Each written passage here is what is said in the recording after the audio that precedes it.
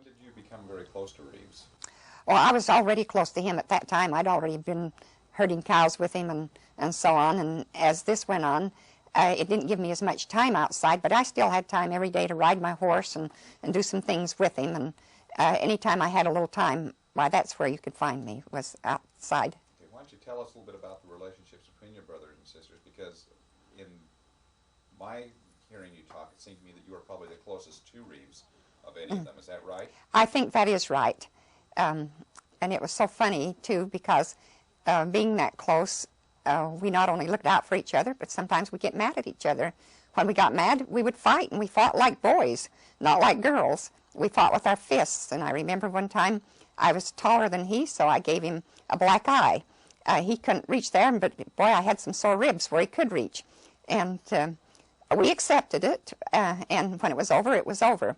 Sometimes we'd only have a quarrel, and he knew exactly where my sensitive points were, because I remember particularly one time I had just bought a great big Mexican hat for the summer, as I was such an outdoor person and got so many freckles. I was going to wear this big hat this summer and protect myself.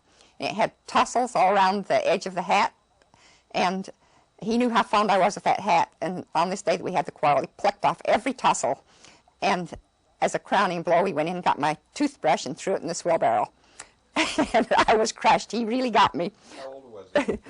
Oh, we were about 10 along there.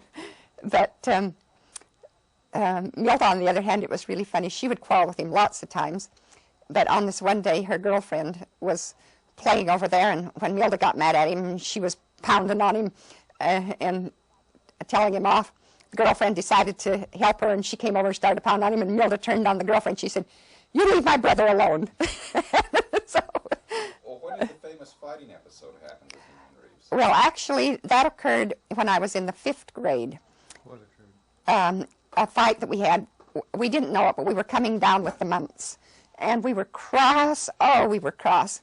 And we had been saying awful things to each other, and my father said, "All right, you're spoiling for a fight." He said, "You're going to have it." So he stood us up and started us fighting. Well, we didn't feel very well, and we rather soon wanted to quit. But he wouldn't let us. He made us fight until we dropped. And you know, that was the last fight we had. We decided there was a better way, and we never fought again.